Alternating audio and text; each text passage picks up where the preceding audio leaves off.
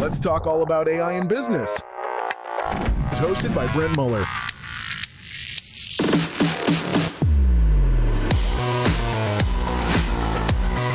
Welcome to the Future Proof Podcast.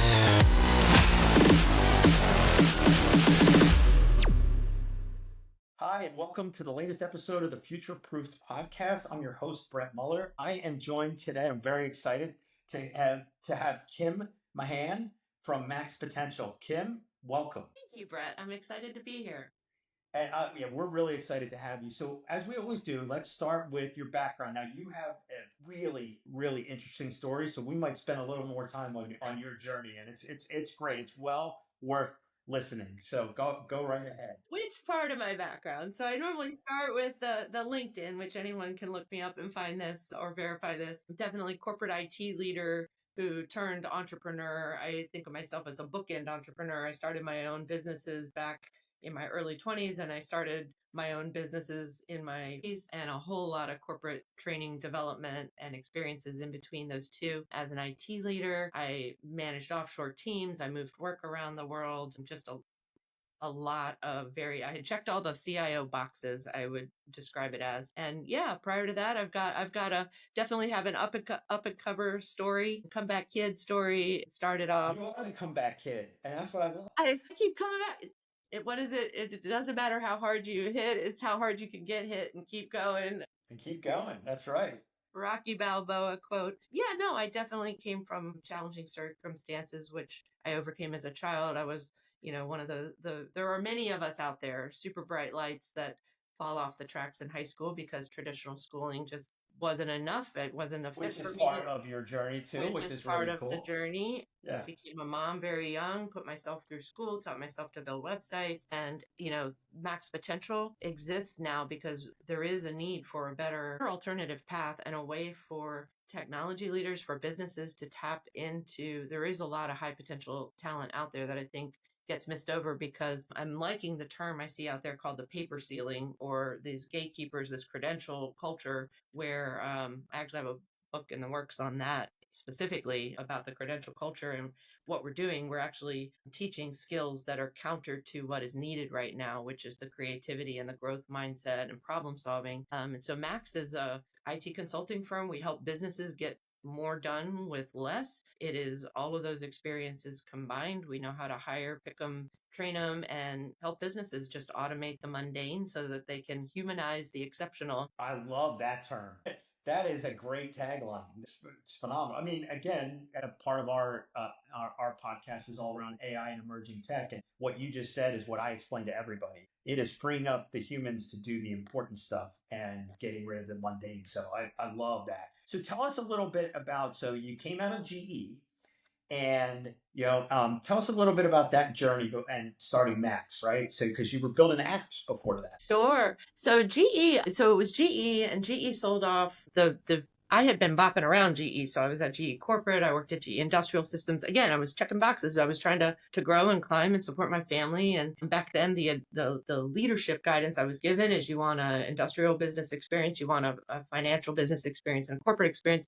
So I had come well-rounded, right? Yeah, to be well-rounded, to be a strategist, to be a strategic leader. And I had come to Richmond just to, again, check some more boxes. I wanted to get my black belt certification. I was finishing up my master's degree. I wanted to get that financial service experience. And then I was planning to bop on down to Atlanta and make my home at GE Power Systems. And that's when GE decided to sell off Genworth Financial. I decided to stay with that because that was also a cool experience. Again, like I don't know that there's some cookie cutter path. I just have accumulated a lot of I'm grateful for some phenomenal experiences. Being part of Genworth, you have to go define a company values. It's kind of like being a startup, because you got to decide, well, what are we keeping from GE? What are we getting rid of? Who are we? Building a whole brand from scratch. But you're sitting on 100 billion in assets. So it's a little different than a startup world. But anyway, so the Genworth ride, I learned a lot there too. And my last stint at Genworth, I was VP of emerging technology. So I've always been kind of on that leading edge. And again, even that teaching myself to build web pages, that was in the late 90s before the web was a thing. I've just always been a little ahead of the curve. I'm not the ones out, really, really doing the real innovation, which is the brilliant folks that are bringing all of these tools to life for us. but the figuring out how to translate that to what does it mean and how do we apply these things to our daily lives, to our work, that's always been my space. And in that Which is last role, crucial, by the way. I mean, because yeah, that's where people get confused and they need guidance, they it, need help. yeah, else it's just Kool-Aid, it's toys, it's playing with games, unless you can figure out what does this mean to me. And that was interesting that that emerging tech role did shape a lot of things. I made the joke earlier that yeah, being in charge of emerging tech at an insurance company is kind of like being the bartender at an Alcoholics Anonymous convention. Like what Genworth needed, I was going to do right by the business. And so while I was afforded the opportunity to go to MIT and go out to the Silicon Valley and start immersing myself in the new and what's coming, really what Genworth needed to do was clean up our data. I can Right. talk about big Blocking data, and but tackling type stuff first, yeah, right? you could see what was coming, but it's like, okay, can you even answer the question? If I could transcribe everything that your call center said yesterday, which today we know is an easy thing to do, but Right. 15 years ago it was not, what would you ask? And unless people could give me good answers to those questions, they weren't ready for all the shiny objects. And so I had what I called an emerging tech deck, which what I found myself doing was really just teaching and helping bring people along. What is cloud computing? And it was funny in the emerging tech space, like every year you would just swap out the slides of whatever the buzzword is this year, and you just explain to people, here's what it is, here's what it means, here's what you could do. But anyway, leaving Genworth was I got caught up in that Kool-Aid, and I wanted to be doing something more. I actually had a job offer with another for what in theory as a corporate climber should have been my dream job for a CTO role at another insurance company. And I mean, I had that. They flew me out there. They were showing me real estate. Like I would have been a big fish there. And on the plane back, I just sent them the email saying, I don't even want to see the offer. Like it was kind of, I had this other side project going on, this other company, which I'll share, failed, and here was this big job that was going to be all the money and the title and all that stuff. And I was like, yeah. And the next 10 years there is really going to be about consolidating systems and laying people off. I'd rather be building the ship that's going to pick them up on the other side. And Right. I just couldn't do it. And so I decided to double down. I jumped ship. I mean, with full support from my mentors and leaders, they knew I was onto something. And that startup, which failed, it was called Intelegraph. We did build a product. We never made a dime from our product, but I I gained. built one of those too, so I know. Yeah, I tell everyone, for those that believe in credentials, that is my PhD in entrepreneurship. Promise you, I spent as much, if not more, than anyone would spend on a PhD. And I learned twice as much in a year's time just building an app. And I was doing everything wrong. I was reading Lean Startup while trying to apply it. I mean, I have a whole treasure chest that I share with other entrepreneurs and founders every time I can. Like, well, let me tell you what I did. Don't do this. Let me tell you, don't do that. It was really unlearning all that corporate.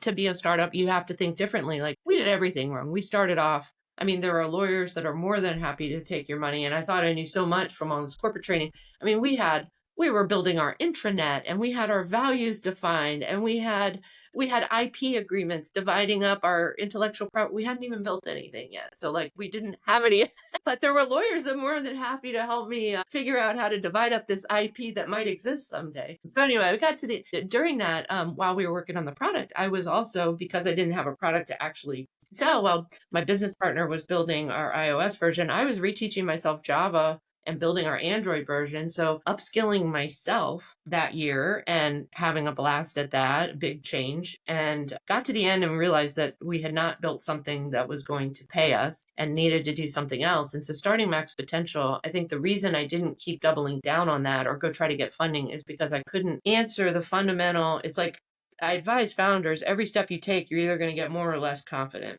And you should listen to that voice. And, in the beginning, when it's all Kool-Aid, like everything and everybody, nobody's going to tell you your baby's ugly. And when you're intoxicated about your idea, you're going to go out and everybody's going to tell you, oh my gosh, that's great. That's so smart. And yes, I love that because they're going to get caught up in your Kool-Aid too. You have to listen to those inner voices. And what I couldn't answer, it was a great idea. The idea was education is broken. We need to fix it.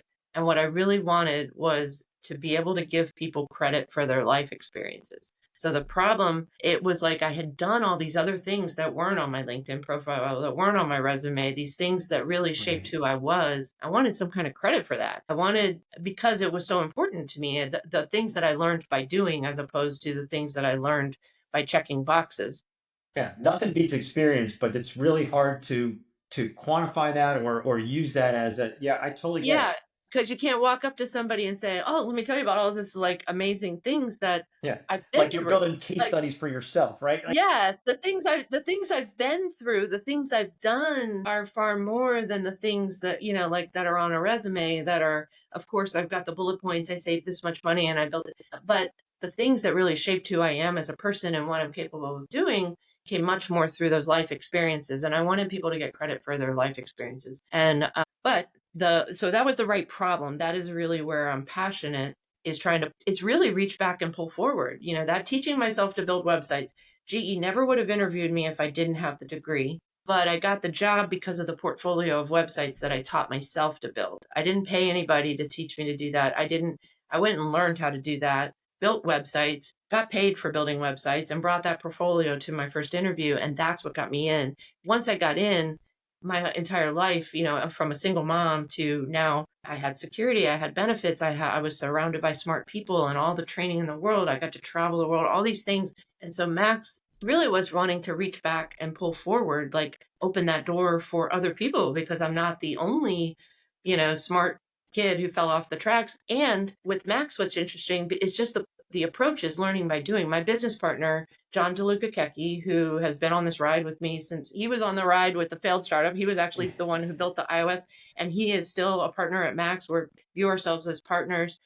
His background completely opposite of mine. I mean, he's a Vandy engineering grad and came from a very strong background of different. We have very different backgrounds, and I think we appreciate that about each other. But he too would have loved a Max potential to exist when he was trying to get his foot in the door and try to get real world experience.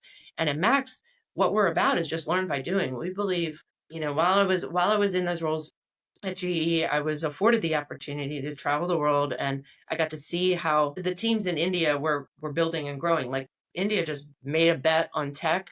We're going to do this. and This is they going to be tripled our down on it. competitive Yeah. advantage. They doubled down. I visited my offshore teams and offshore nearshore teams in Mexico. Got to see, they're stood up right next to a classroom, like so that they could get people as quickly as possible, get them productive, get them working on real projects. And so from that moment of failure, the reason Max is Max with two X's, because I get asked that a lot, is because I was at that point just figuring out, what am I going to do next? How am I going to pay myself? I was just going to go build Android apps. And I started looking up domains, and there was Max Tech and Max Dev. And for whatever reason, I searched for Max Potential. It was available. And I was like, that's something different. And Max, it is the combination of all those experiences. And so for folks that are looking to start something, I say it's the intersection of what you're good at, what you love to do, and what the world needs. So you have to find something that I hits love that that. trifecta. Yeah. And in That's the this one, three concentric circles, and then the one in the middle yeah, is that's and the great. one in the middle, that's where your moneymaker is. So Max, I could answer the question, why me? And why should I be the one to bring this thing into the world? We do need an alternate pathway.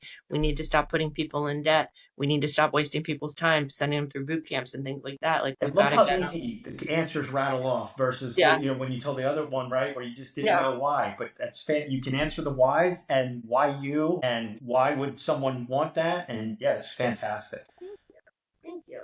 Let's talk about Max now. So talk to me about the industry, where Max fits in, and then we're going to talk about what you're seeing in the industry changing, right? Especially with emerging tech. But let's start with just kind of where Max fits in the industry. Sure. And actually, because we're in the process, I won't call it a pivot. We're not changing what we do. Like, what we do, we're still solving a problem. There is a need for a better way. There is a better way to identify and assess 100%. talent.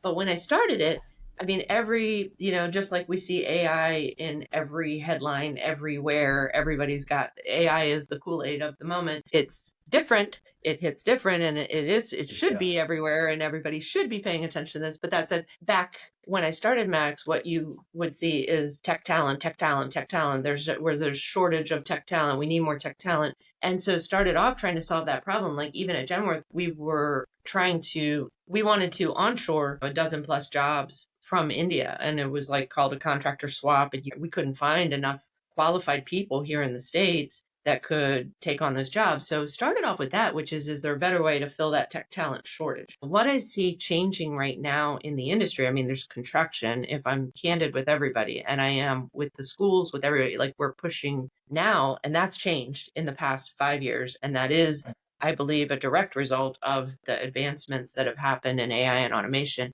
And so real quick, it's like, it's learning to understand, like this comes back to the emerging tech experience. How do you know which ones to bet on? And it varies by industry, by sector, which ones are really game changers, which ones are disruptive. That's going to be different for every CEO. And I give them more framework to evaluate that. When ChatGPT dropped in the latter part of 2022, like I had AI and the early models on my decks going all the way back. Like it's not like this is new. Right. You were playing with it because you were an emerging tech person, right? Yeah. But I wasn't out evangelizing or telling people, hey, get with the program. When ChatGPT dropped, it was a level step, and that's what I tell people to look for. You have to know which ones are going to jump the track, and that chasm, that adoption chasm, and that one was clear first usage, like, okay, not perfect, but this one's going to cross. And so it was immediately, the forward thinker in me sees a lot of the jobs that we were filling were for QA analysts, for help desk technicians.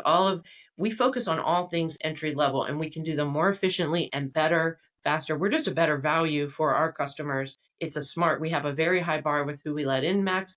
We cast a very wide net. So we are doing a good mission aligned thing, which is, we're hiring folks from backgrounds like my business partner and backgrounds like mine. We don't care where you come from, what's on your resume. We care, is this a good choice for you? Do you love tech? Are you passionate about problem solving?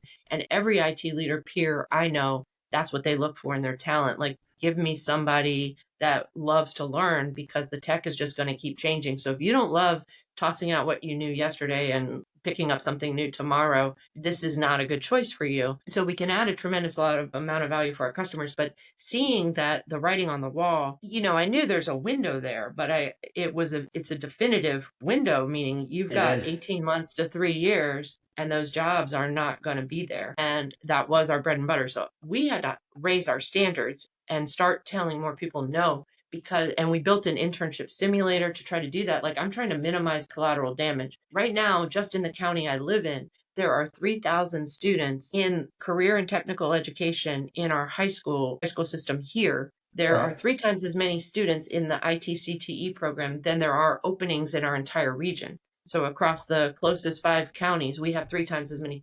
We're putting too many people down this path. So it's almost the reverse of a tech talent shortage. Now it's a higher bar. It doesn't mean the jobs are going away. They're just changing and evolving.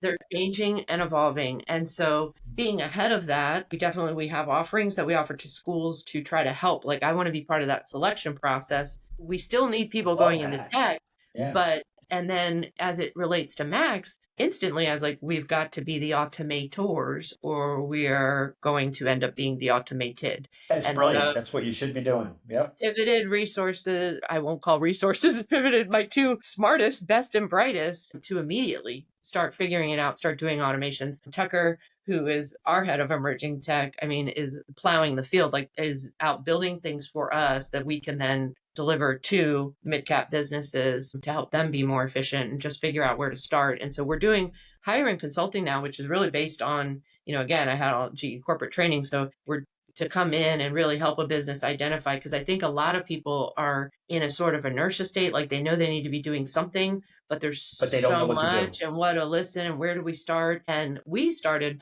because we are a mid-cap business, small to medium-sized business ourselves. It depends on where people define that. Some would call it still small. It depends on whose definition, right? Exactly. Depends on whose definition. We are lean. I'll call us lean. That allows us to be flexible. And, we're now in a position to be growing faster without adding additional core. Which gives you a competitive advantage that you need to take advantage of. And I tell everybody on the podcast that thing. And if you're in the enterprise, it's much larger to turn the cruise ship than it is the enterprise. Again, this is not about money. To me, this is about nimbleness and the ability to adapt quickly. Yes. And the thing is, we're seeing, and this for the mid-cap customer, like those cruise ships are turning. They're turning fast. Like so a lot of people compare the current times to when the internet was first, when the World Wide Web first became a thing, and you had the Right. naysayers laughing at but you had other people. I was privileged enough to be at GE when Jack Welch turned that ship. And that year I was a little web technologist working on the marketing communications team who was screaming like, hey, this web thing is important, but saw that cruise ship turn when Jack Welch came to and said, every business leader, I need to see your e-business strategy. By the next time I talk to you, you need to have an e-business strategy. E-business is the way it's going to be. And that is happening at the large enterprises now. The capital ones, they're turning. Every employee being required to learn the AI tools. So for the mid-cap businesses who think it is, because those are still our customers too. They come to us for the talent because they know we are finding the best and brightest. An ideal apprentice experience with us is they come in and we're going to put them on, we put them on things that are just within their reach. So we're hiring people that are already at home trying to teach themselves. We get a lot of career changers. We have former police officers that are now chief security officers. We have former short order cooks who are now software engineers. Like I have hundreds of those stories of the from to arcs of people that come to Max. But we're hiring high potential self-starters, self-teachers, people that just love what they're doing and want to keep learning. And so we get them on projects for the small and mid-cap businesses. And then we're transforming those businesses because, I mean, we've had customers that are still using Excel and they have an admin who's cutting and pasting things from here to there. And we're like, please show us what your humans are doing. And we can help free them up to be doing human things and stop doing these mundane things so that they can be better humans and not be wasting their time cutting and pasting things into spreadsheets. Like that should be like, none of us should be doing that for much longer. 100%. I love that. I love that you're saying this. This is, But then it's like, then the apprentice works on that stuff. And then the enterprises, it is more staff. They want to tap into our talent because they know we have a high bar. And so then when we place them over there, so we still are plugged into those customers. And I'm just sharing for the small and mid caps, like the big corps are on it. They're on it. Most of them have their own internal GPTs up and running there, and they are encouraging their workforce to use them. They want their workforce learning and ahead of the curve here. And I think I'm seeing, it's almost like a parting of the seas between the adopters and the non-adopters in this one. And it's huge. You've got 10 ex-employees and 1 ex-employees, and people are just starting to see that. So we're doing a lot of in the small and mid-cap space. Here's what I love that you're doing, right? Because everybody that listens to our podcast, I tell them all the time, where AI is today, again, I'm not forecasting right now. I'm saying, what can you do today? And we call them digital coworkers. They are phenomenal. AI is a phenomenal digital coworker. It can take a good employee and make them 5 and 10 times better. Yes. And what you're doing is giving them the resources that come pre-trained and ready to go, ready to roll. And so for everybody listening out here that is a mid-market play, because I have both on the podcast, right? We have people that are just not ready they haven't been ready to dip their toe yet, right? And then we have the adopters. You cannot wait. So if you're hesitant, Kim's team is exactly the place to start. And the reason is because when you start to see the demonstration of what it can do to free your employees up, because in the mid-market space, we already are limited with our resources. Imagine freeing up 5, 10, 20 hours a week of mundane stuff, and now they can make a bigger impact in your business. So Kim, I'm sorry, I'm kind of giving you a little infomercial, but this is exactly the type of thing that needs to be infused to make a difference in these businesses. And places to start. I mean, it's we look for the low hanging fruit, like what's going to give you the most leverage. I will also share prices are coming, like my expectations in terms of timelines, cost of things, everything should be shortening. Things should not be taking as long as they used to. All of our heuristics for how much something should cost. One of the first things we built, actually Tucker on our team who leads emerging tech, metric for last year was freeing up an FTE worth of time. So it was just really going around looking for what can I automate to free up a full-time employee's equivalent of time that was being wasted. 8 hours a week. Yeah.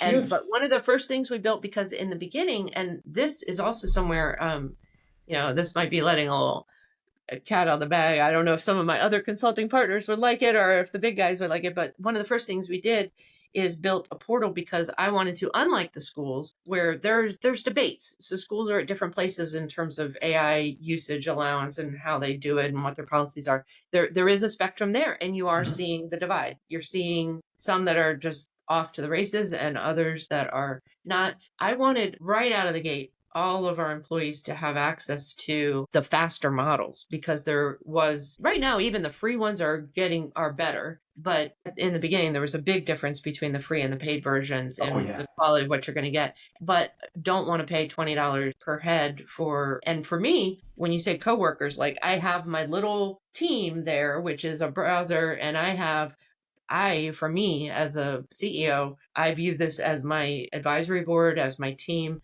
I have all of them open. I use Claude, I use Perplexity, I use ChatGPT, I use Gemini, and I have Grok. And all of them, I use all those myself. Yep. And I pay for them because that is like my set of assistants. I throw everything at 2 of them. I compare the results, eyeball whichever one is headed. First, I make sure they're in the same zone. Then I go to the one that I want to double down on. They have different tones, different personalities, different strengths. Have you played with DeepSeek yet? That's my next one. DeepSeek. So you can get, I have not, I don't want to create an account there. That's my business partner thinks I'm silly. He's got it up running locally. I can use the DeepSeek model through Perplexity. So you can choose. Yeah. And so I stay with Perplexity on that one. But I wanted our team, for our apprentices, I can't afford that to pay $20 for everybody to have access to all of these. But we do have, and this for businesses out there trying to get started, I think get these things in the hands of your employees, because they're going to start coming up with stuff. But the only way they get there is by using it.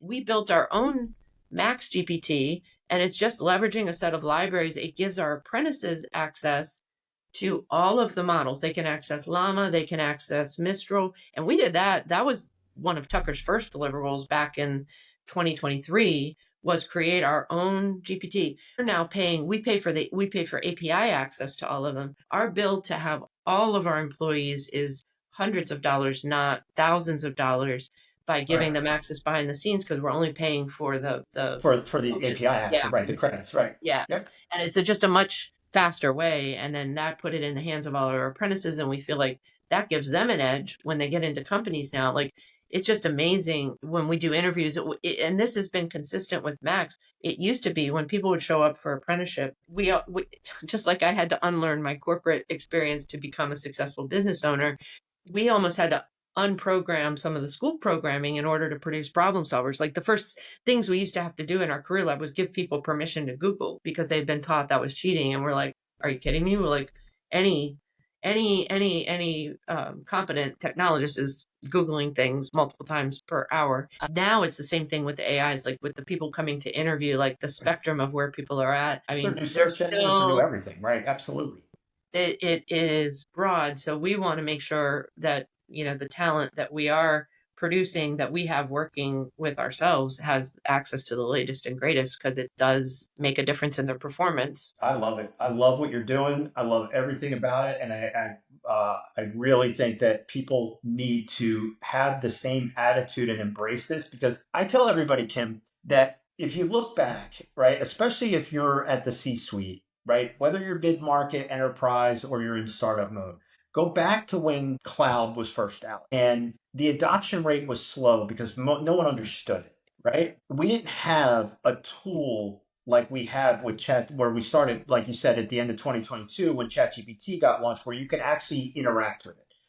It has accelerated the adoption curve way faster than cloud. And look at the impact the cloud has shifted the whole IT community, right? So AI is something, and I tell everybody on the podcast that I'm always big a believer in the opportunity, not the fear of it, right? And there's always the fear that you can't do that. This is not to scare anyone. It's AI or die, and it's not about getting rid of your employees. No. It's how do you make them better? It's just a tool to make them better. And so, but the thing that I always tell people, and thank you for this story, because I'm trying to get everyone to understand this, all the founders and CEOs that listen, to embrace this in the right way, in the right order.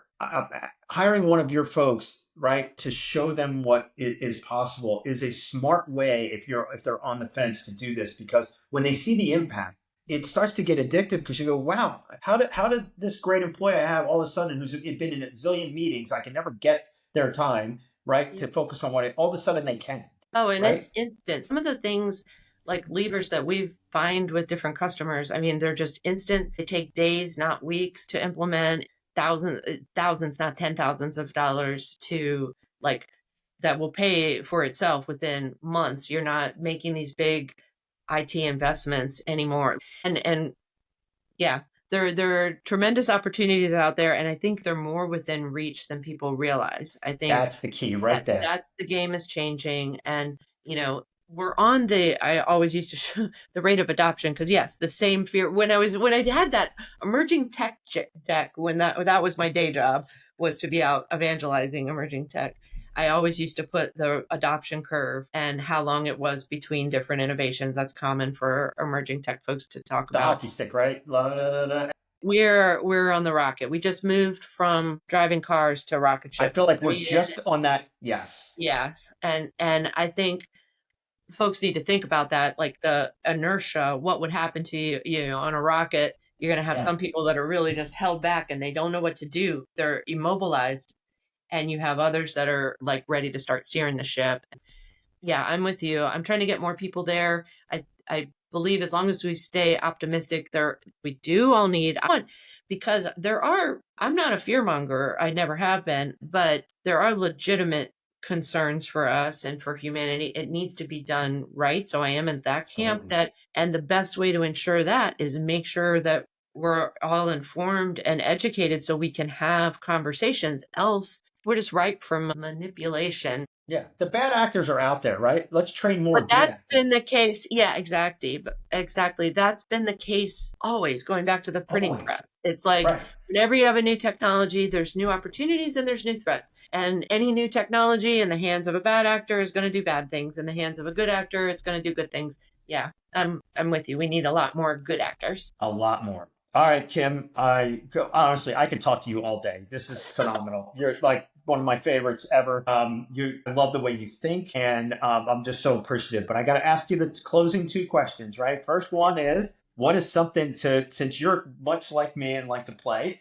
tell me something Kim, the CEO, has done either personally or with your business that other founders and CEOs would find very useful? Oh gosh. Okay. So, well, one, I use the tools for a lot of things across the board, from helping me come up with my dance routines to but one. Are you going to dance the next time on the next podcast? Because we're going to have. I don't know about that. Yeah, I'm an Irish dancer, and it's March, so March coming up, so it is our season. But no, I think for CEOs, the big thing that I've done is the leading by example. So for it to take hold in your organization, I'm pushing my team. So I have used it to be coding again. And I started putting out apps. I built my own full stack. I had never touched. I know what React is. I know what Node is and all that, but I built and launched. Yeah. Yeah. But not Bolt. That one is on Vercel or Replit. It's on one. That one's on Vercel. Okay. Yeah. Yeah, that one's on Vercel. But it was a calculator, a cost calculator that we had built like a decade ago that just kind of fell off because we were flooded with people trying to get into Max. We didn't need to push that side. We didn't need to juice that side of our model. But yeah, it compares the cost of if you start with Max versus going to college. Anyway, it was like a calculator, but I have also committed this year. I have missed one day on my streak to commit code once daily. And I'm just trying to model upskilling to my team and push them along, because I know with whatever I can do, it gives me a calibration for what they should be able to do with it. And it just sets the tone. And I just started turning them back around. Every time we would have our leadership team meeting, they put something on the table, and I would be using the GPTs behind the scenes, whatever they're asking. I'm like, why are we talking about this? Like, here's what Claude says. Here's what this says. Like, who owns this decision? Call it. Oh, you speed up decision making and research a lot. Yes. The deep research, the competitive analysis. I mean, the only way you're going to start finding these edge cases is to start using it yourself. And I say, try it first. The other piece of that, it is showing for the team. And then because I was so far ahead with my own usage, you learn to recognize, I call it GPT vomit, which is like, it's just the standard, like that just means you're prompting. So you used a beginner prompt, And I would recognize that. So it was a process to get them all going, but I used it myself, started pushing them whenever they would come to me with things. I'd be like, okay, well, let's see what it says, like showing them, like, you have to flip a paradigm where it was almost like they would show up apologetic, like feeling guilty that they used it. And I'm like, Right. you're talking about that as if I'm going to view it as a negative. I view it more negative if you didn't. Right. Here's this phenomenal resource, and it's like, no, I'm not going to use it. Like, yeah, like, what? Because is this the part where we're all thinking we're smarter than the GPTs now? Like, Right. It's really just setting that tone internally, but it starts, for me, it always starts, be the change. So I start with the Absolutely. I person. love it. Lead by example. Love Yes. it. All right. Well, before I get into my last question, I got to ask one. You said, again, you don't have to share it with me, but just kind of talk through it. You said that there was a prompt that changed your life. What? Yes.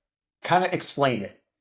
Well, so I'm still working with this prompt. I still have this one open. I got the best result out of Grok on this one, and I will admit I got this prompt from out in the wild. But yeah, Some this of the prompt, best places, by the way, to get the prompts is yes. down the wild. Right. So this you would need to tweak based on your own likes and needs and all of that. But this was a power prompt. I think in general with prompts, the thing I have to teach or share most with folks is to approach your prompting with more humility now. I wouldn't have said that 2 years ago. I said I would only use it for things in my lane because there was so much hallucination. Right now, the tools are so far beyond that they really can be domain experts across the board. So approach with humility, always ask it to challenge your assumptions. So this prompt, you have an IQ of 80, you're brutally honest and direct, you've built multiple billion-dollar companies, you have deep expertise in psychology, strategy, and execution. You care about my success, but won't tolerate excuses. You focus on leverage points that create maximum impact. You think in systems and root causes, not surface level fixes. Your mission is to identify the critical gaps holding me back, design specific action plans to close those gaps, push me beyond my comfort zone, call out my blind spots and rationalizations, force me to think bigger and bolder, hold me accountable to high standards, provide specific frameworks and mental models for each response. Start with the hard truth I need to hear, follow with specific actionable steps, end with a direct challenge or an assignment. And I throw ideas, and now I am going back with this prompt. So with that context programmed, then going back and challenging my own strategy, saying, poke holes, what am I missing? And should I write the book? I said I had a book in the works. I do, but actually from this prompt. So I had been working on that and started, what's the hard truth I need to hear? Is that really where your focus should be right now? Or should you be focused on the growth first? And I'm like, well, but does the book help me with the growth or does it not? And it's like, okay, put 1,000 words out there and see if it sticks to make that call. But that's advice I'm getting from your prompt. asking for hard truth. So, which is like, it was hard. Like this prompt gives me brutal output because I asked for it, but it's like literally like, are you writing the book? Are you really trying to change the world? Or are you just trying to grow your business? If so, is that really the best way to do it? Or are you belly button gazing? Like Grok is phenomenal. That's phenomenal. I love that. Claude, so I put that one into Claude. Claude came back and said, well, first of all, because Claude's going to be very precise, and I like Claude for that. Claude came back, well, first of all, I do not have a 180 IQ. Anyway, but I'm happy to challenge your assumptions for you, but I'm not going to pretend to be something I'm not for you, which I appreciate that too. I love it. But see, to me, and this is one of the products that we were trying to develop out of this is what I call the chief of staff. That prompt you did as your chief of staff. If you had that hire, right? This would be more of a mentor to advisor, right? That one. But there's things that you can do with a similar prompt, right? That you could create for your chief of staff. And these are the kind of things that I'm trying to encourage other founders and CEOs to think through how best to use this for themselves to free up their time to spend more time with their staff and their business. They're small things that require so little investment but give you so much leverage.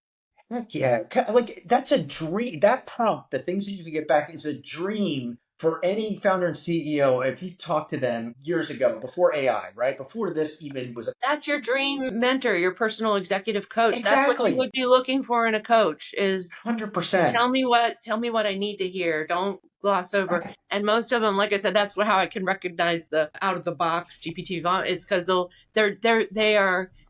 is important to know too. They are optimized, which respect to the engineering teams because I see you, I see what you're trying to do. They're optimized for engagement to keep people using them. So they can defer to trying to tell people what they want to hear, and always they're trying to discern what is it you're trying to do.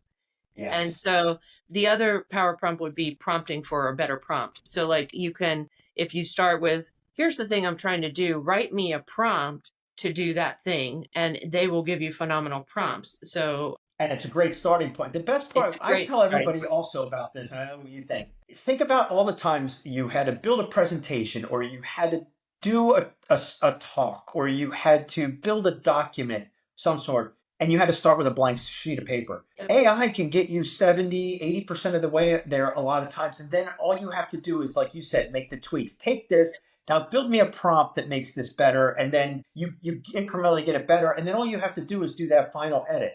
Whether it's an email, communication, a PR, like there's so many things that can get rid of the blank page problem. And internally, again, we build a number of tools, and these are small lifts. That's what I'm trying to show people, that like, yes, do we charge to do this? Yes, but is it the consulting engagement of the past where it's going to break the bank? No. Right. We've built, like, we have our own GPT that one we use OpenAI for, that is trained on our brand and style guidelines. And so we call that one Sage Giver because we're part Sage and part caregiver. And we ask people to run things through it for tone, like go through, does this really represent our brand? Right. The way that we want it to. There's lots of things. And that internal GPT portal that we have, for those that are worried about the control, that one, we're able to see what people are asking, and we can even then feed what people are asking to the GPTs to figure out how to improve the guidance we're giving to our apprentices. Like, we're just constantly iterating, and we can also, you can control the context. Like, we can say, don't allow it. We have our customer list in there, make sure they're not putting, we have a policy that says don't put customer information into public models, but we can enforce that policy by having our own private portal, as opposed to just swiping the credit card or allowing your employees. There are better ways to get your employees access to the GPTs than just 100%. That's one of the best advice that I've heard yet, because I say the same thing. You don't want everything to be siloed. The more you can make it collaborate collectively with your company, the way more better output you're going to get. Because the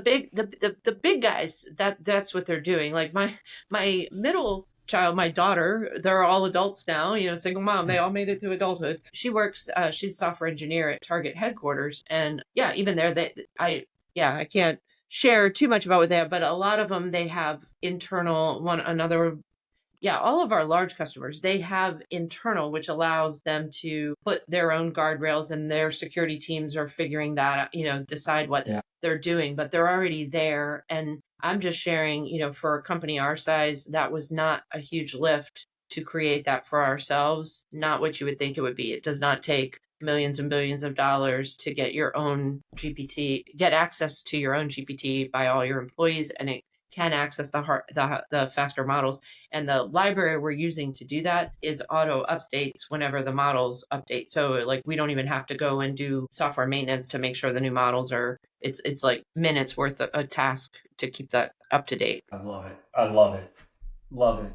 All right. So last question, right, is if I give you a magic wand to help you meet or exceed your growth goals, what would you do with that magic wand? The magic wand, I get the magic wand. I think you're helping me do it. We need to get the word out. Like, we've got hardworking, hungry people that are just problem solvers, no BS. We just need more work. We have zero problem on and that comes from, I heard a quote early on my first failed venture that was, whatever the founder is best at, the company will be worst at. And I think with Max, the thing is, I built up the engineering, the get it done. I didn't build out we don't have a sales team like you're looking at, or we have, one account rep that helps take care of our current customers. So it really is helping get the word out about us. And I think we need to be better at that. And so I'm looking forward to tuning into your podcast. And sounds like you have some connections out there that might be valuable for me too. 100%. We're going to figure something out together for sure. All right, Kim, before this podcast goes live, we'll put all the links down below. And if you write the book, we need the book link. If you do write up,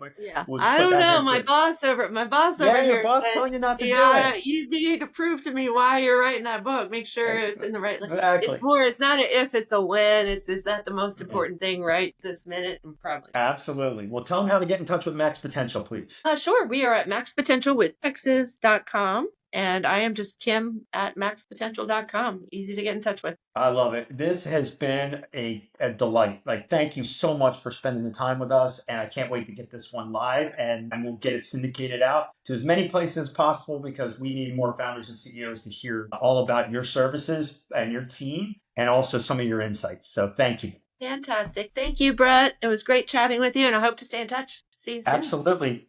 Thanks, everybody. If you're ready to embrace change and lead with innovation, be sure to subscribe and never miss an episode. Thanks for tuning in to the Future Proof Podcast.